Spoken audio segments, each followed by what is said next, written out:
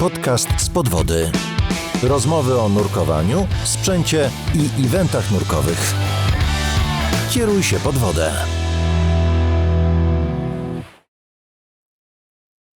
Cześć Franek. Cześć Kamil.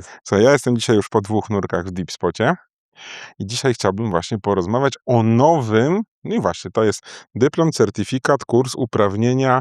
Dobre pierwsze pytanie. Tak, Jest to kurs. jest to kurs. Jest to kurs, też nie byłem pewien, czy jest to kurs, więc niby to nie jest od początku, ale to jest istotne. Żeby coś było kursem, musi mieć plan, musi mieć program, musi mieć jakąś formę egzaminu i certyfikat, który potwierdza uzyskane uprawnienia.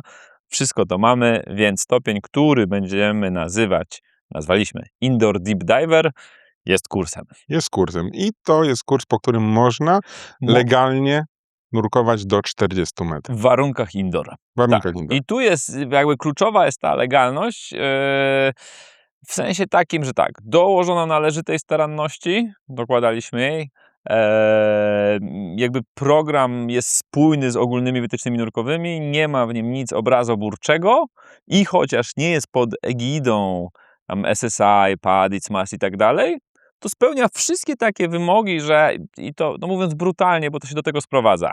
Załóżmy, że taki nurek zrobił kurs, miał wypadek, coś mu się stało i później mówi, to przez to, że kurs, to przez was, a ktoś obecnie mówi, ale czy pan miał uprawnienia, czy nie? No to jesteśmy w stanie wykazać miał, tak? Odbyło się szkolenie ma sens, nie uczyliśmy czegoś strasznie niebezpiecznego na tym szkoleniu, no i de facto na tej samej podstawie działają wszystkie organizacje, bo polski prawodawca nie ma tak, że staje mówi, możesz nurkować tylko do 18 metrów, jak masz open water diver. To jakby nie Do dna istnieje możesz coś w takiego. sumie. Tak, możesz nurkować do dna. No dobra, Względem to polskiego prawa. skąd w ogóle pomysł na taki kurs? I więc skakujemy od początek. Tak. Tak. Pomysł zrodził się tak naprawdę ze słuchania potrzeb klientów.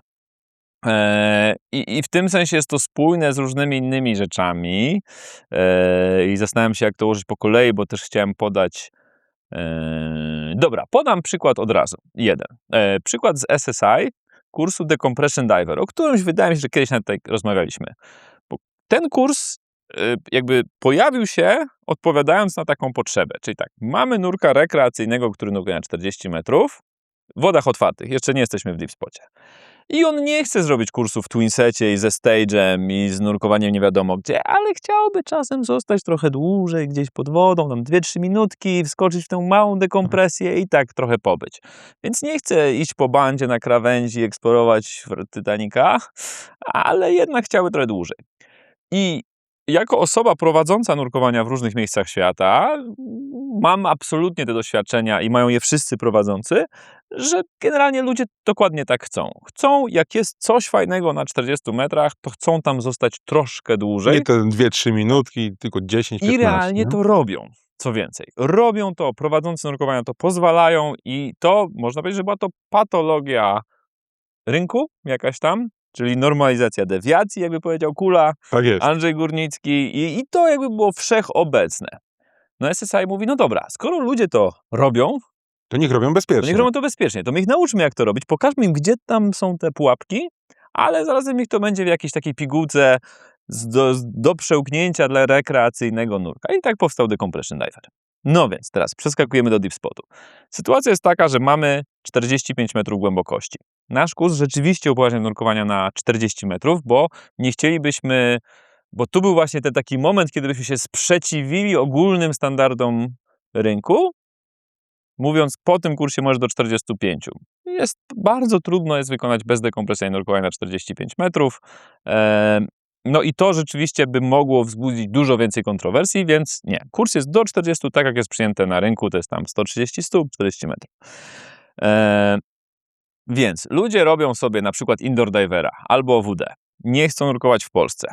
A pech, jest tam, nie wiem, listopad, wakacje zimowe nie ma. Więc przychodzą na ten Deep Spot, nurkują i schodzą coraz głębiej. W sumie jest tak samo. Ten komputer coś tam pika, nikt nic nie wie, o co chodzi. Zazwyczaj się udaje.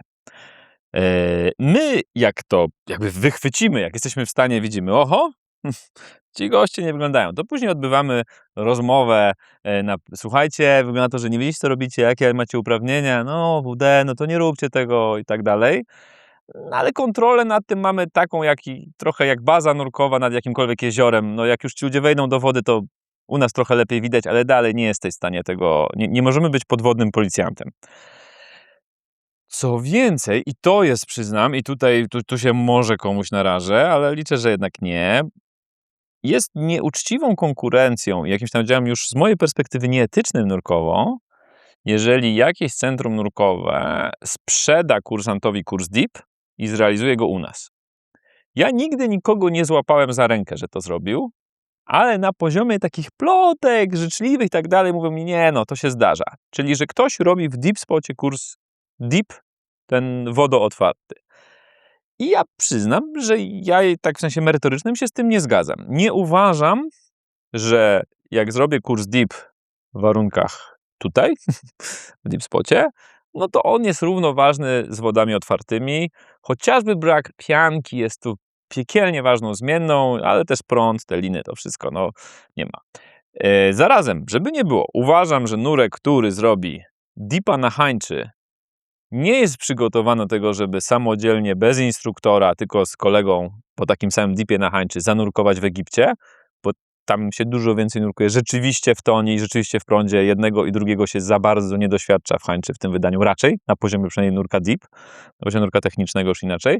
I w drugą stronę, jeśli ktoś zrobi kurs dip w Egipcie, no to nie może ze szwagrem, tak, pojedzie ze szwagrem na hańczy i zanurkuje na 40 bez niczego, to się może nie skończyć wynurzeniem. Więc w tym sensie każdy obiekt ma swoją specyfikę, ale jak najbardziej widzimy, no dobra, to nie dawajmy pełno wodootwartowego stopnia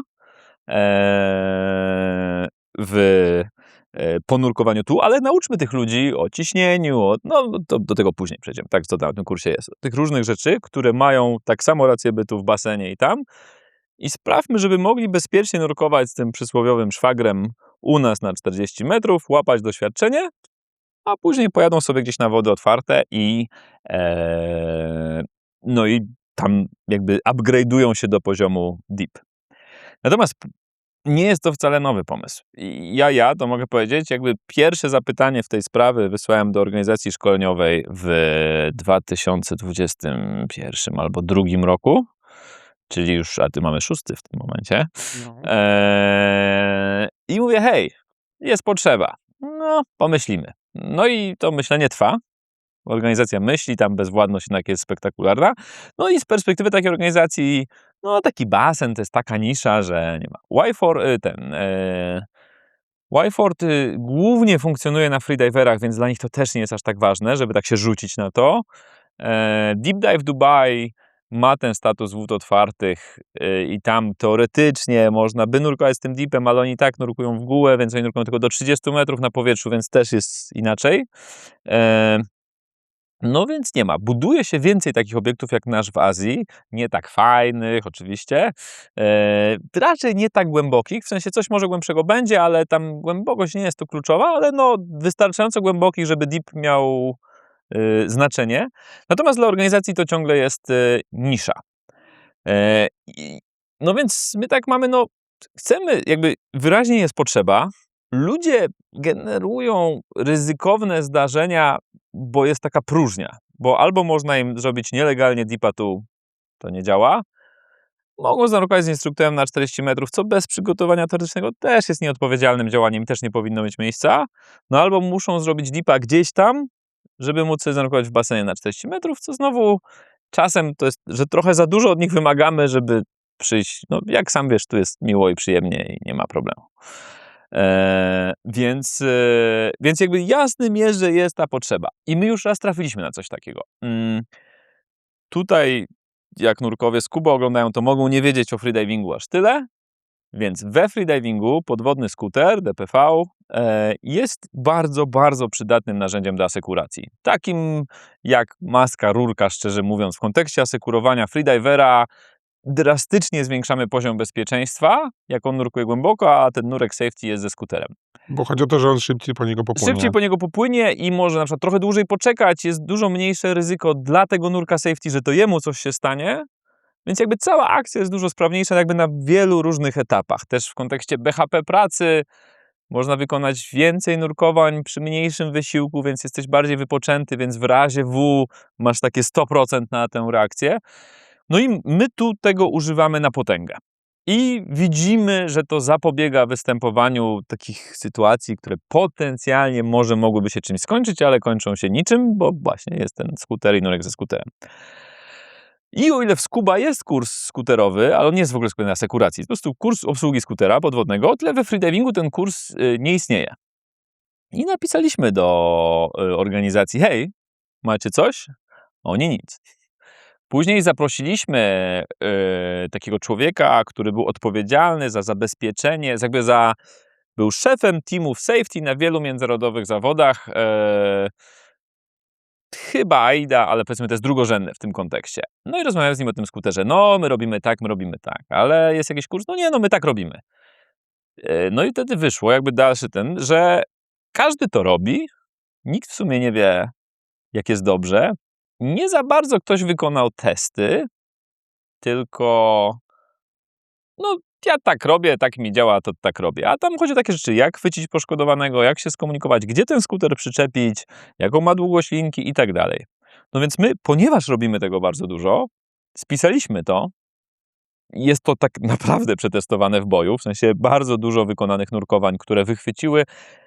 No to są takie rzeczy, na przykład rozmawiamy z Seacraftem o opóźnieniu reakcji kliknięcia, albo tym, jaki opór mają stawać guziki, albo go nie stawać, albo jaki ma być skok mocy. To są takie małe rzeczy, które na koniec robią różnicę, ale tu dochodzi do tego efektu Dunninga-Krugera, że jak mało o czymś wiesz, to ci się wydaje, że wiesz wszystko. No i tak jest z tym skuterem. No przecież naciskam guziki, płynę, to tam jaka filozofia? No właśnie, ja im dalej w las, tym coraz więcej dziwnych pytań człowiekowi przychodzi do głowy. A co mam zrobić, jak będę miał obie ręce zajęte, a jednak muszę zmienić prędkość albo coś tam. No, więc pojawiają się różne rzeczy. No więc my mamy taki kurs, który zrobiliśmy my, na rynku on nie istnieje i my szkolimy ludzi. Absolwenci tego kursu są bardzo zadowoleni. Seacraft jest zadowolony, bo też dzięki nam jakby wchodzi w nowy rynek, który rozpoznaje też potrzeby freediverów, bo one są trochę inne niż nurków Scuba i to wymaga zmiany softu, który Seacraft podstawił. Ma fajne te skutery, wszystkie, które znają nurkowie Scuba, to są te same skutery, ale mają inny tryb freediving, który działa i spełnia te potrzeby. Więc mamy coś takiego. Nowością w tym roku mogę zapowiedzieć, uznałem, że jednak ludzie lubią mieć te plastikowe karty, bo to fajne, więc kupię drukarkę do certyfikatów i będzie nasz plastik. To myślę, że tak w lutym to nie wiem, czy już będzie, ale powiedzmy koło kwietnia i to nie jest prima aprilis, powinniśmy mieć tak, że robisz u nas kurs, czy to jest ten kurs tradycyjny SSI, czy jakiś nasz, jak będziesz chciał, to ci wydrukujemy certyfikat. A, no umówmy się, certyfikat Indoor Deep Diver, Deep Spotowy albo DPV Safety Diver, to jest to jedno miejsce na świecie, gdzie można go uzyskać. Ekskluzywnie. Ale to jest fajne, bo nie ma czegoś takiego na świecie. Z kwadrans i dałem ci zadać drugie pytanie. O tym skuterze to jest dosyć faktycznie ciekawe, bo widzę, że są te skutery i faktycznie używają go głównie freediverzy. Czyli na podstawie doświadczenia waszego zrobiliście kurs. I tak samo jest, rozumiem, z tym indoor. Dokładnie tak. To jest tak, że czasem jak taki nurek jakby z ulicy, wchodzi i mówi, no nie, no co to jest za kurs? To jest jakiś kurs krzak, przecież tu jest to PADI, SSI, ale te wszystkie organizacje to też jest taka grupa ludzi, która ma doświadczenie, wypuszcza jakiś produkt, w tym sensie produktem jest kurs, zbierają doświadczenia ze świata, dobra, to tu zmieńmy, to tu zróbmy tam 3 nurkowania, a nie 2, a tu zmieńmy to ćwiczenie, bo to gorzej działa, to bardziej i modyfikują ten kurs. I na przykład kurs Deep, który ktoś robił 20 lat temu, a teraz to będzie trochę inny kurs Deep, no bo on się tak zmienia i dobrze się zmienia, tak ewoluuje.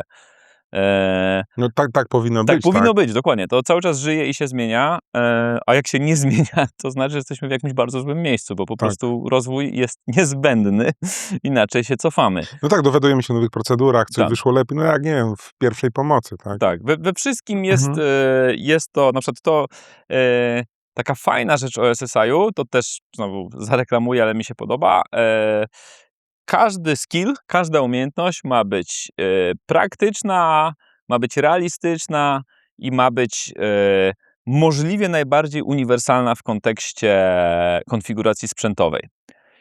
I tu mam na przykład, bardzo, bardzo lubię to. Tak, popatrz, daj rękę.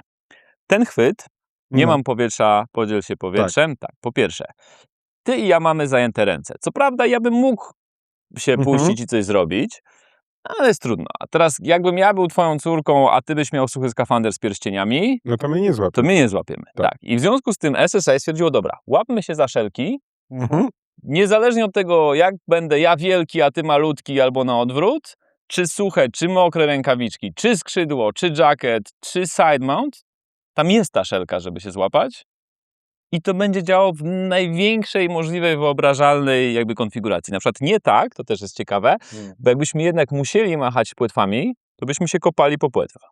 A jak zrobimy tak, to ty i ja możemy machać. No więc jakby jest tak, że te wszystkie ćwiczenia żyją. Jakieś tam odpadają, jakieś A dochodzą. faktycznie ja się uczyłem łapania za rękę. No bo to jest... I nic z tym złego nie ma, ale znowu, konfiguracji jest coraz więcej różnych, nurkowanie jest coraz bardziej rodzinnym sportem. Na przykład tego, no, na kursie Deep ta rzecz też będzie poruszona. No, tu się ucieszy z kolei X-Deep, też nasz partner skrzydłowy. Jak nurkuje, trzymajmy się tej matki, znaczy tego ojca z córką i tata załóżmy słusznej postury, a córka filigranowa. Ale córka ma te 15 lat, mogą nurkować na 40 metrów. To załóżmy, że tobie strzelił zawór w jackecie. Tak, i tam nie da się go nadmuchać. Powietrze wyleciało. Jeśli ta osoba, twój partner, używa jacketu XS, to na sobie go można pompować na full, ale nie za dużo się wydarzy. Tak? Wy będziecie oboje musieli machać płetwami. I w tym sensie, w kontekście dużej dysproporcji partnerów, dużo sensowniejsze jest użycie skrzydła. Bo jestem w stanie być drobną osobą, mieć jakby tutaj ciasną uprząż, a jednak skrzydło wystarczającej pojemności, żeby dwoje nurków o tym uczciwym gabarycie wyciągnąć do góry. Z tymi obciążeniem i ze wszystkim. No i to jest przykład problemu, który nie istnieje, kiedy nurkujemy do 18 metrów raczej, bo tu wystarczą zazwyczaj jedno i drugie. To zależy oczywiście od skali dysproporcji, ale im głębiej, tym on bardziej jest prawdopodobne, że on zaistnieje. Tak więc tu można sobie nurkować na 40 i pewnie się uda, ale można to przemyśleć i tak zorganizować sprzęt, żeby to się udało na pewno, a nie pewnie. Więc jakby ćwiczenia, wiedza, konfiguracja sprzętu, doświadczenie, to wszystko żyje i się porusza. No i ciśnienie i te zmiany, wszelkie widzenia, słyszenia i tym podobne są no, takie same w Deepspocie jak wszędzie indziej.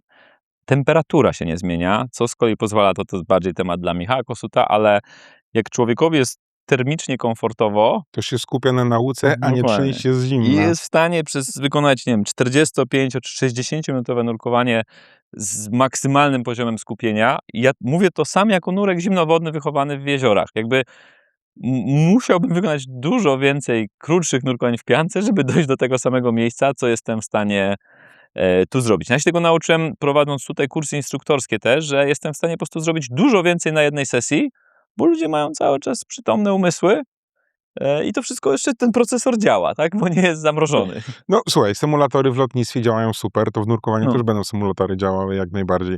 Dobra, to ile trwa taki kurs? Kurs trwa 2 dni i ma 4 nurkowania. I tu na przykład A teoria? teoria zaczyna się od tego, że dostaje się materiały, które są dość podstawowe, w sensie to jest lektura na, nie wiem, godzinę załóżmy, coś takiego, może mniej nawet, to zależy jak głęboko będę chciał podrążyć. I później na podstawie tych samych materiałów instruktor jakby rozszerza pewne wątki, które wiemy, że są bardziej złożone. Czyli na przykład oczywiście jakaś pula kursantów umie liczyć SAC, to powierzchniowe zużycie powietrza, chyba tak to trzeba było przetłumaczyć. No w każdym razie to, ile zużywamy powietrza oddychając, ale jednak dla większości samo zobaczenie wzoru nie jest takie oczywiste. Potrzebują, żeby ktoś to z nimi przerobił, tak? Mechanizm, nie wiem, choroby dekompresyjnej, czynniki ryzyka, to wszystko jest tak ważne, że wiemy, że oprócz tego, że to jest w materiałach, to warto to przerobić i te wszystkie aspekty tam nawodnienia, zapobiegania, radzenia sobie.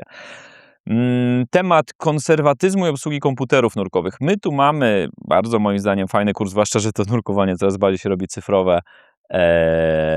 kurs Computer Diving, to jest kurs SSI, no i to jest na przykład świetne combo do tego kursu głębokiego, bo te rzeczy idą bardzo w parze, bo jak powiemy sobie nurkowanie bezdekompresyjne, to taki dociekliwy powie, ok, ale na jakich ustawieniach konserwatyzmu ono jest bezdekompresyjne? Bo jestem na każdym komputerze w stanie, znaczy na większości, dobra, ustawić tak, że jakieś nurkowanie będzie lub nie będzie dekompresyjne. Tak. Jest to matematyka na koniec. No i to są takie aspekty, które tak szeroko omawiamy na tym computer diving, ale też na tym deepie też o tym będziemy rozmawiać i będziemy, na przykład Garminy mają taką fajną funkcję, że można zmieniać te ustawienia pod wodą, jak tam zadeklarujesz, że jesteś zaawansowanym użytkownikiem, więc na przykład ja jako prowadzący nurkowanie mogę mieć jeden, powiedzmy, komputer, na którym mam ustawiony taki, który uznaję za bezpieczny i preferowany, a drugi, nazwijmy to, ucieczkowy, tak? Czyli tu mam ustawienia minimalne, bo wiem, że jak ekstrement uderzy wentylator, to muszę się szybko ewakuować, ale nie szybciej niż ten. Tak? Bo i to jest moja jakby absolutna nieprzekraczalna taka granica ryzyka. Więc znowu, w każdym temacie, jak podrążymy głębiej, no to wychodzą kolejne kwiatki. Czyli nurkowanie z 2 komputerami to nie szpan, a bezpieczeństwo. Nie. To absolutnie na poziomie zawodowym powiedziałbym, że jest, to powinien być wymóg. Nie jest, ale ja uważam, że powinien być. Jak jestem osobą prowadzącą nurkowania, znowu nie w deep spocie, gdzie mam takie znaczniki głębokości i cały czas wiem, gdzie jestem, ale na wodach otwartych, awaria komputera i wynurzenie w toni to jest piekło. To jest sytuacja absolutnie problematyczna. Oczywiście na spokojnie da się poradzić w ten czy inny sposób. To było nie szybciej niż bąbelki? Tak, to absolutnie nieprawda. Dużo wolniej niż bąbelki, ale jak jeszcze przy okazji mi się spieszy i muszę wycyrklować to, jak bardzo mogę się spieszyć, żeby jednak się nie zabić, ale to nagle staje się bardzo poważny problem. Znowu, no tu Deep Spot pozwala nam na dużo więcej i dużo bardziej komfortowo sobie z tym wszystkim radzić. Ale jakby jest pula tematów, którą tu możemy przerobić, przećwiczyć. Na przykład to, co będą robić kursanci na naszym deepie w ilości hurtowej, to jest strzelanie bojki spod wody, tej DSMB, czyli boi powierzchniowej, często dekompresyjnej nawierzanej, tam sygnalizacyjnej, jakkolwiek. No, dlatego mam opór z dekompresyjnej, bo ona nie jest tylko do dekompresji. Również, ale no, to nie jest jej taka podstawowa funkcja. I teraz, strzelanie tej bojki nie jest kluczowe w środowisku indoor. Z drugiej strony jest piekielnie ważne dla nurka morskiego, dla nurka wód otwartych i dla nurka głębokiego na wodach otwartych. Zarazem na tych kursach na wodach otwartych, jak ja kończę już nurkowanie i mam to strzelić, to zazwyczaj te palce już są zmarznięte, ja jestem zmęczony, więc nie aż tak, nawet nie chodzi o złą wolę instruktora, ale że kursanci już nie aż tak mają głowę i siłę, żeby na przykład zrobić to 4 razy na jednym nurkowaniu. Nie, no to robią na 5 metrach raz. No tak. A my na tym kursie zrobimy to dużo razy. Mamy tu też różnego rodzaju bojki, w tym takie, które jakby celowo są małe.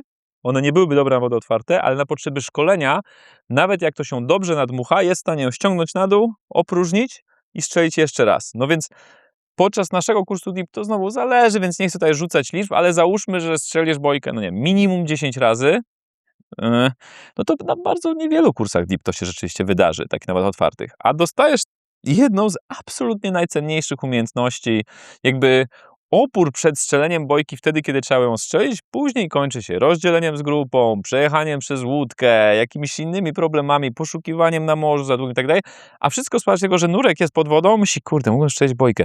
O Jezu, nie, a może mi się zaplączy znowu, może ten karabinek, nie, dobra, wynurzę się bez tego strzelania.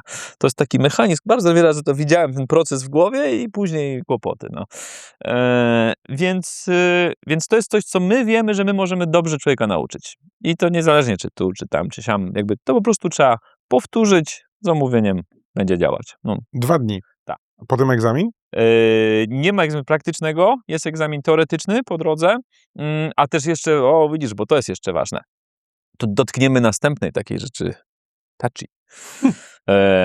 Historycznie, cofamy się. No? Pojawia się 1 gwiazdka CMAS-u, 2 gwiazdki CMAS-u. 20, 40. U anglosasów Now i Scuba Diver, później tak już wyszło, dobra, zrobiliśmy pierwszy podręcznik do nurkowania rekreacyjnego, no to Advanced Scuba Diver, 40 metrów. Każdy z tych kursów trwał dużo dłużej, miał dużo więcej ćwiczeń. Nie można ich 1 do 1 porównywać do kursu, które byłyby teraz, ale było 20-40. No i później w ramach tego, o tym też już rozmawialiśmy dużo, wiem, ale tego rozdrabniania, bo ludzie mają mniej czasu, trochę więcej pieniędzy, chcą jakby więcej takich małych kroczków, że tak na wakacjach tutaj liznę 2 dni, tu 2 dni, tu 2 dni i sobie idę do góry. Więc skoczył te uprawnienia do 30 metrów. W wielu sytuacjach jak najbardziej uzasadnione. Tak, w sensie właśnie jakbym miał kogoś, kto do mnie przyszedł z OWD zrobionym, załóżmy w tym Egipcie, przyjechał na Bałtyk, powiedział, słuchaj, dobra, jaki jest mój następny krok? No to nie powiem mu deep. Jakby, nie. Zróbmy sobie tam kurs właśnie, nurkowanie, nie wiem, z łodzi, na morzu, fali, właśnie tego adwance'a na 30 metrów, w nocy, suchy skafander, ale na deepa się nie rzucajmy. Ale uczciwie, jak jesteśmy w ciepłej i przejrzystej wodzie, jak tu, różnica między 18 a 40, jeśli chodzi o trudność wykonania samego nurkowania, jest bardzo niewielka. Ryzyka są inne. Nurkowanie głębiej jest realnie obarczone dużo większym ryzykiem. Potrzeby planowania zupełnie inne. Tak? Trzeba dużo bardziej do tego podejść z głową, zastanowić się rzeczywiście, czy ta butla mi wystarczy, ile mam tam być i tak dalej, i tak dalej. Ale samo to machanie płetwami jest, czy będziesz na 16, czy na 40, tak samo. Nie mam, jakby kolorki trochę inne, ale u nas z kolei mamy lampę podwodną, akurat w tej chwili nie działa, ale ogólnie ją mamy, więc kolorki też tam są. Więc zrobienie tutaj jeszcze kursu ludziom, to zanurku jeszcze na 30 w basenie jeden kurs i na 40 drugi kurs, to się mija z celem. I na przykład też w SSI-u jest tak, że istnieje kurs Advance, ale Deep jest specjalizacją, tak jak wrakowe jest specjalizacją, tak jak kamerę specjalizacją i możesz po OWD zrobić kurs na 40 metrów od razu. Więc my też bierzemy ludzi w ogóle ze stopniem indoor, ale z udokumentowanym doświadczeniem po kursie. Tam mamy wymóg 12 nurkowań, tak ustaliśmy, że to będzie zdrowe. Zalecamy zrobienie tego computer diving. Nitrox byłby super. Nocne, które też będziemy tutaj mieli lada moment, też byłoby super. I potem przychodzisz na kurs Deepa już. Bo nie ma olbrzymiego jakby przeskoku w tych warunkach między 30 a 40 metrów. Zaznaczam, tu. Tu, zgadza się. W zimnej wodzie, ciemnej wodzie on jest. On naprawdę jest i tam bym brał sprawy tak dużo wolniej. No. Więc po 2 dniach możesz być indoor deep diverem z w sumie niewielkim stażem nurkowym, ale znowu, my tu bazujemy na naszych realnych doświadczeniach. To nie jest gdybanie, to nie jest takie, no wydaje mi się, że, tylko my obserwujemy, co robią ludzie, badamy. Z Michałem rozmawiamy o tym, ponieważ już kolejny rok bardzo fajnie udaje nam się oszukać statystykę poważnych wypadków. On przygotowuje raport, może się do Ciebie zgłosi, albo Ty do niego. Bo myślę, że ma fajne, bo w tym roku, w 2025 w Deep Spocie wykonaliśmy mniej więcej, ponieważ mamy zaburzoną tą statystykę nurkowań kadry. W sensie my liczymy, ile było osobom nurkowania sesji, ale nie uwzględniamy w tym instruktorów, więc uwzględniając instruktorów, co jest coś około 55 000, to jest taka solidna próba. Dużo, tak, dużo. Trudno jest gdziekolwiek indziej. No i my widzimy sytuacje awaryjne, widzimy wypadki, mamy wszystko nagrane. Na przykład niedawno miałem taki, że ktoś powiedział, nie no, wydaje mi się, że reakcja była opieszała. No i jakby ktoś rzucił takie coś, powiedzmy, na honoratce, którą bardzo lubię, no to byśmy mogli, no była opieszała, nie była, nie wiem. A mamy wszędzie monitoring wszystkiego. Nie, może honoratka też ma. Więc była opieszała, odpalam nagrywanie, wyświetlam, nie była opieszała. Tak jakby widać momentalną reakcję tam 3 zaangażowanych osób, widać co się działo potem, super, to blackout freedivera był, ale chodzi o to, że to wrażenie, które człowiek ma w momencie, w którym coś się dzieje, ta percepcja tych wydarzeń jednak jest czasem bardzo się różni od faktycznej.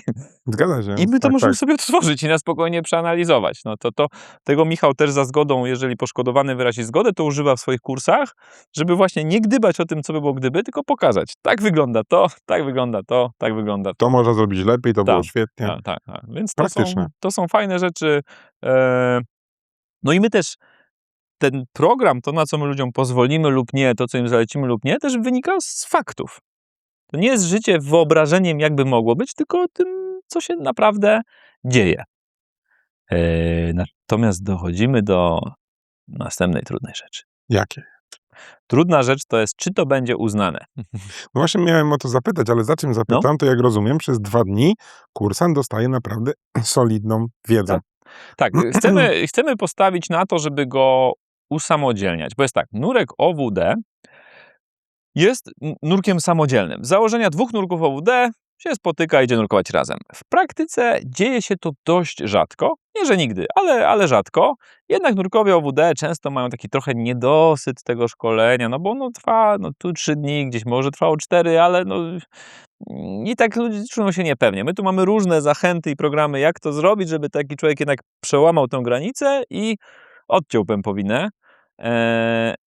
Ale też na kursie DEEP zakładamy, że planowanie nurkowań, oczywiście pod nadzorem instruktora, ale będzie coraz bardziej samodzielne. Czyli, że ten kursant będzie sobie myślał, dobra, to ile ja tam mogę być najdłużej, to co ja mogę zwiedzić, żeby mi starczyło powietrza, starczyło czasu, żeby było bezpiecznie, żeby był zapas.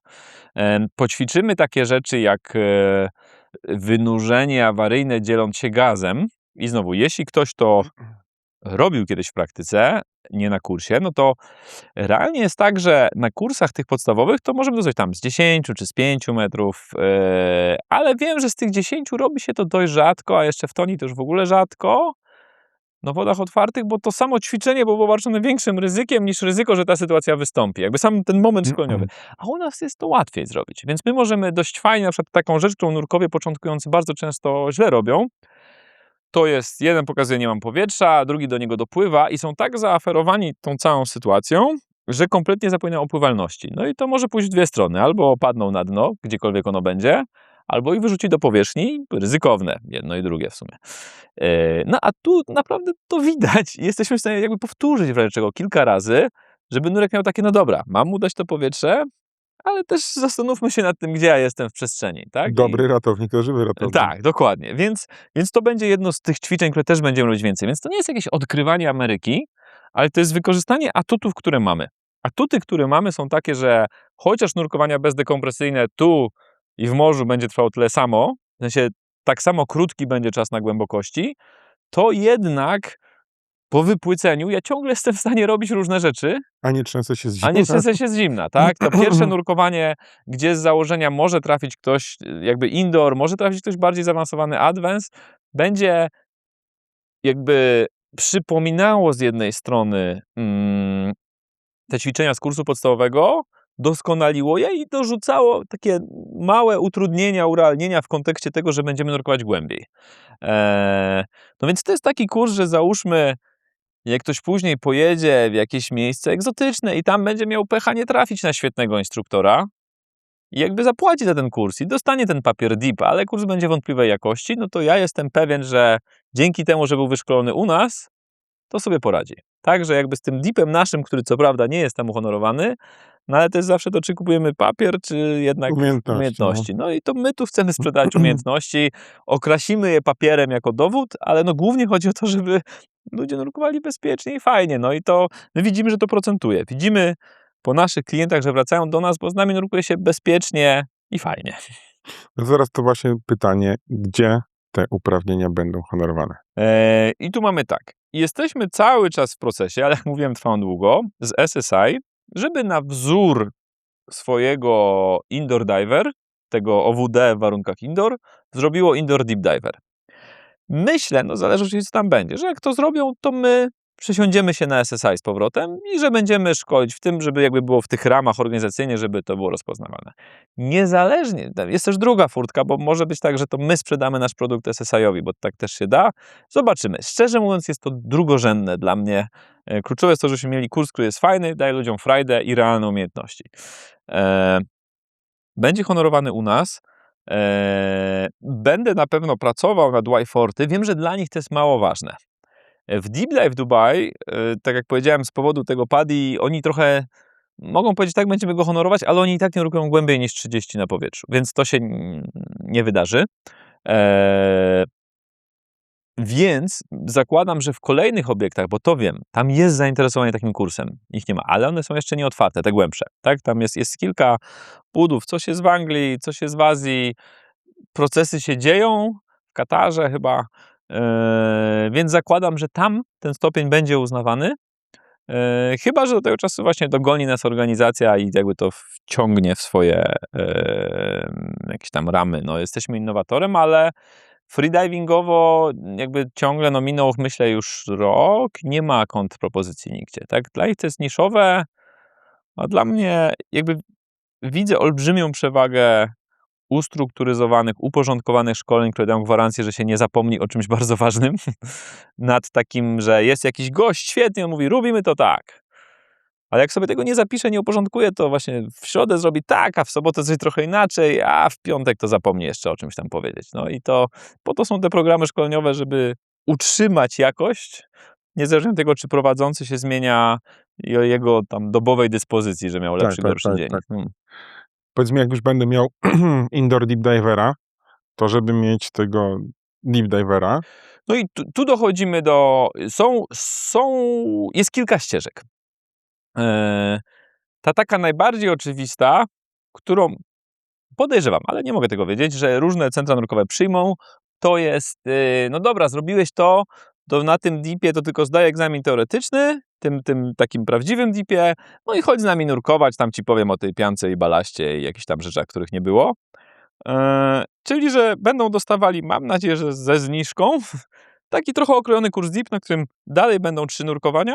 W wodach otwartych. Tak, w wodach otwartych, po którym dostanę. No ale to jest tak, że właśnie mogę pojechać na safari, no i tam ta sekwencja jest chyba 18-24, pierwsze nurkowanie metra, 18-24 metra, potem 24-30 metra i trzecie 30-40 metra. Takie przedziały głębokości.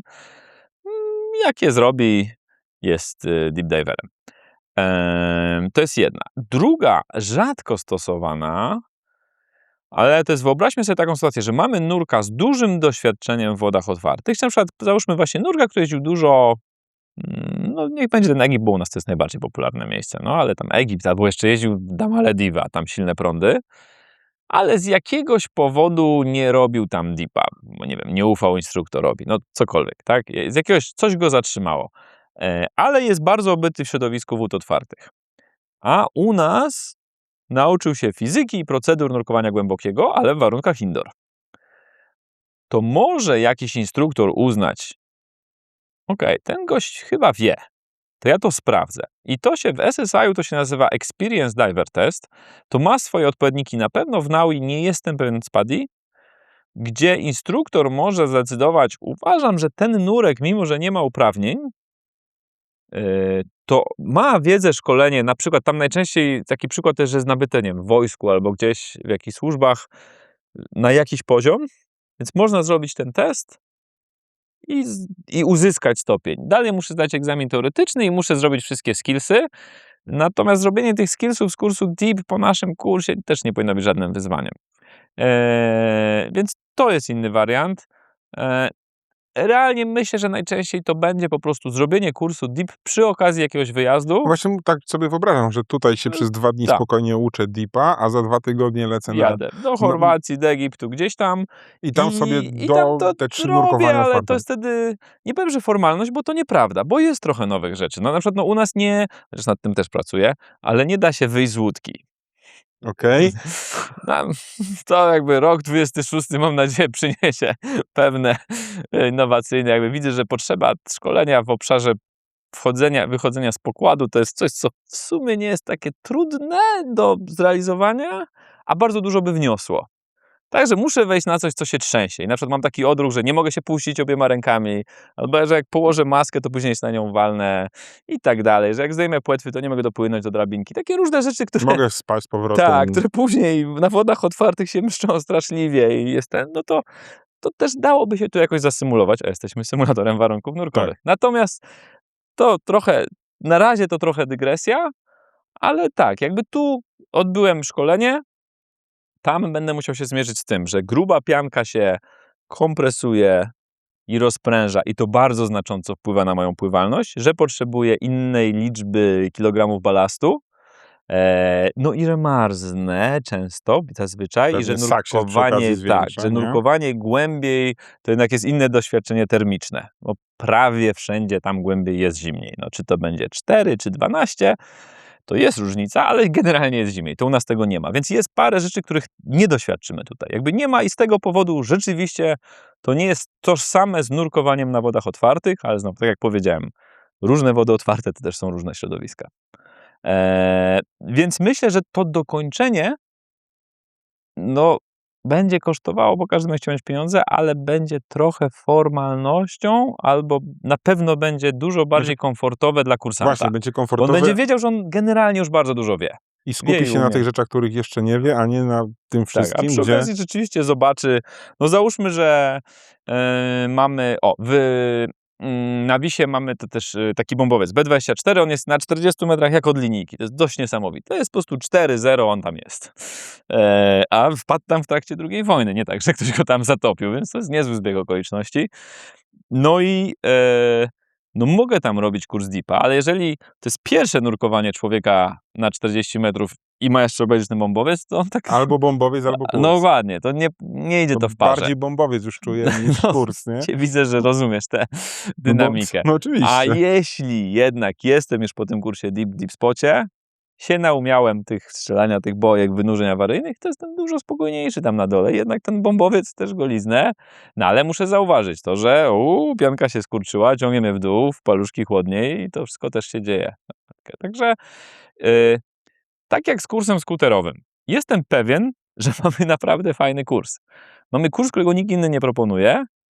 To, czego nie jestem pewien, to czy się sprzeda, bo dochodzimy do tej kluczowej, nie uważam też, że jest wyceniony jakoś źle, jeden i drugi, w kontekście my to wyceniamy bardziej na roboczo godziny potrzebne, więc ta wycena jest rynkowa, jakby nie wiem. Kurs Deepa na przykład kosztuje tyle, co jakbyś sobie kupił 4 nurkowania z instruktorem u nas, to w zasadzie tyle samo. Co ten kurs, tak, cały zrobiony. Więc pozostaje to pytanie, czy ludzie kupują certyfikaty, czy umiejętności.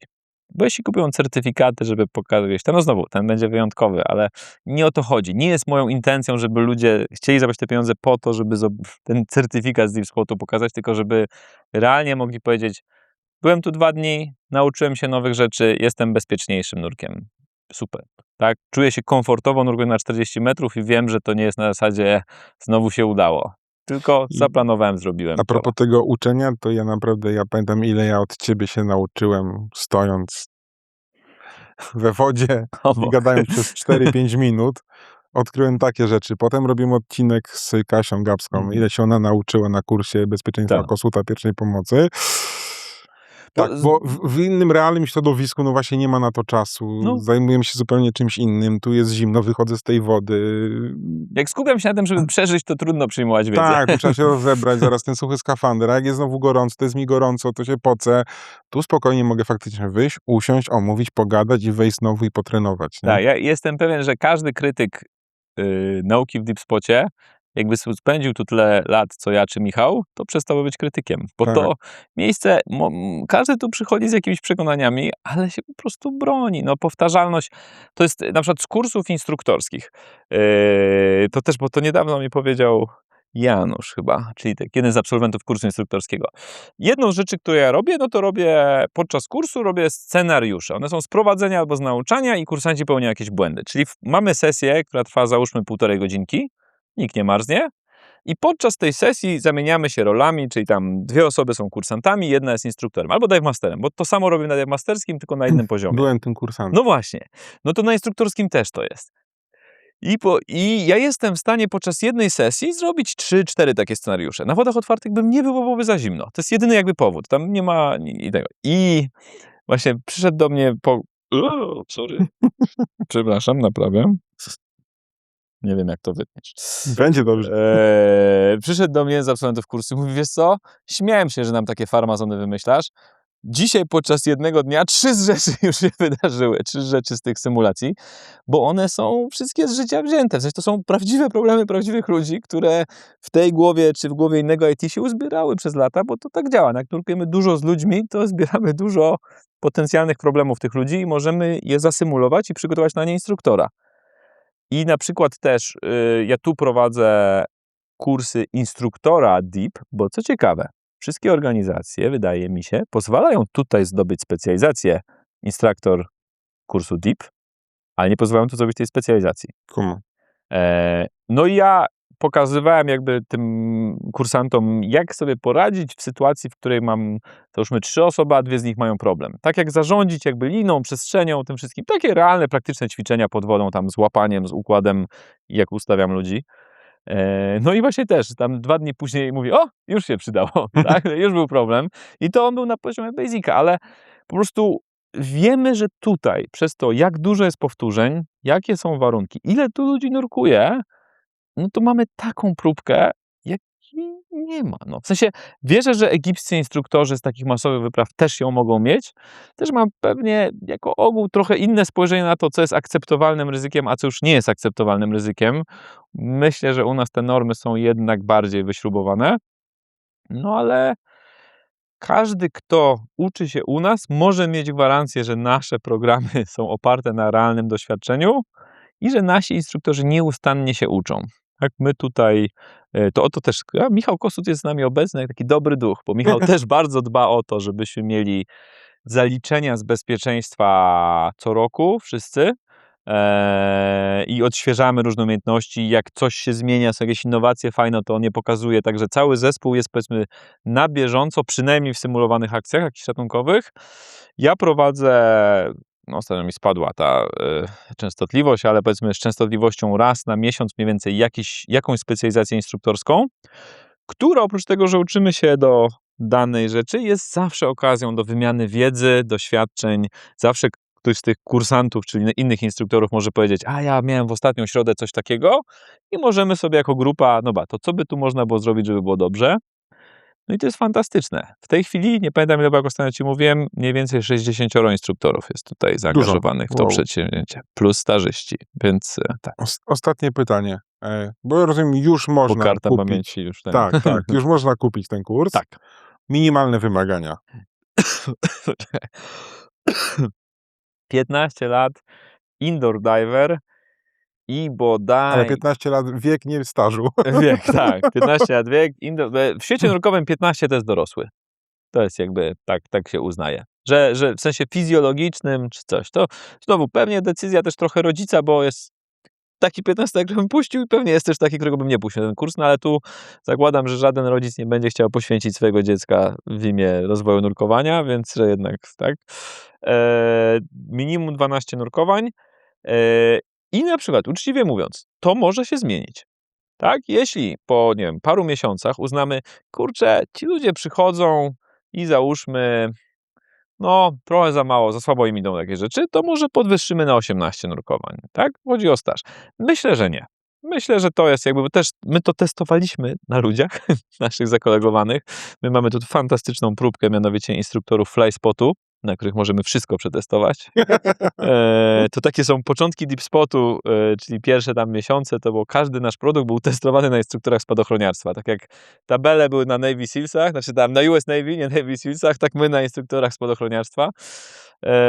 To mówię pół żartem, bo te rzeczy były przetestowane. Na przykład jak musisz policzyć, ile w sumie coś zajmie, to potrzebujesz to zrobić, bo inaczej masz estymację, ale ją trzeba później dograć. Więc ten kurs może się jakoś tam zmieniać, ale jego ramy pozostaną takie. Pierwsze terminy są na ostatni tydzień stycznia i później on będzie sobie trwał. Monitorujemy i rozmawiamy z SSI o wprowadzeniu tego kursu jakby w ich ofercie. To może coś zmienić. I rozmawiamy o tym i tu też tak naprawdę liczy się potrzeba kliencka bardziej niż cokolwiek innego. Czy mieć kurs deep w ofercie takiej wodootwartej? No ale to, jeżeli to jest temat na lipiec, sierpień i tutaj żadnej decyzji jeszcze nie podjęliśmy. Natomiast uczciwie jestem przekonany, że dla kogoś, kto nie ma kursu deep, te 2 dni szkolenia to będzie fajne, rozwijające doświadczenie, ponurkuje sobie, miło spędzi czas i na pewno będzie bezpieczniejszy niż zanim rozpoczął ten kurs. Także to mówię z pełnym przekonaniem. Ja się zapisuję. Dobrze, przecież zaraz zniżkę negocjował. Ale mam kolejkę tam jednej dziewczynie obiecałem, że będzie pierwsza. Nie wiem, czy już do niej zadzwoniliśmy, czy nie, ale tak. Ona powiedziała, że chce być pierwszą klientką. Elegancko. To następny odcinek Może zrobimy... spotkacie się na kursie. Tak, a następny odcinek zrobimy, jak będzie ta łódka na powierzchni już. To myślę, że chyba platforma symulująca łódki albo pół łódka, pół ryb. W sensie symulator tych, ale tak, uważam, że to jest taka fajna umiejętność, którą w sumie moglibyśmy tutaj dać. No, wymaga trochę inwestycji, ale bez przesady. A mamy na przykład z ciekawych rzeczy, mamy wyciągarkę. Możemy podnieść ciężką rzecz. Ale nie, kurczę, naprawdę, łódka z taką kotwiczką. No? Jest to absolutnie temat. Różne demony walczą. Inny produkt, na którym pracuję, to wieczory kawalerskie i panieńskie w Deep Spot. Ale bez kamer. Syrena przez tunel. Ale To bez jest kamer. Syrena i tryton spływające przez tunel. To jest... Dzisiaj podobnież były oświadczyny w Deep Spocie. Tak. Były zaplanowane. Nie wzięły nas z zaskoczenia. Okay, Wydaje mi się, że wydrukowaliśmy tabliczki, tak nie. Nie widziałem finału jeszcze. Ale... Mam nadzieję, że się zgodziła, bo tak to niezręcznie. No ja asystowałem kilka razy przy oświadczynach pod wodą, emocje były. No, na przykład wiesz, ile kilogramów potrzebujesz, żeby dobrze wyważyć wieniec? Albo no widzisz, już dzisiaj czegoś wszyscy nauczą. Jeżeli, drogi widzu, chciałbyś się oświadczyć pod wodą i będziesz miał pierścionek, to weź pod uwagę, że będziesz zestresowany w momencie oświadczeń.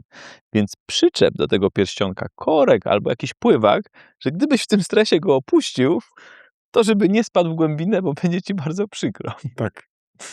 To pozdrawiam Waldka Popowskiego z Helu. On o tym korku to on pamięta, że bez tego nie ma oświadczeń. I tym miłym akcentem dziękuję ci, Franku. Dzięki wielkie, do usłyszenia. Do usłyszenia. Cześć. Cześć. Dziękujemy za wysłuchanie odcinka. Każde odtworzenie, każde udostępnienie, polubienie czy komentarz to dla nas bardzo cenne wsparcie. A jeśli podoba Ci się nasza twórczość, możesz wesprzeć nas w serwisie Patronite. Mamy nadzieję, że zechcesz przyłączyć się do współtworzenia Spod Wody i dorzucić swoją cegiełkę do tego projektu.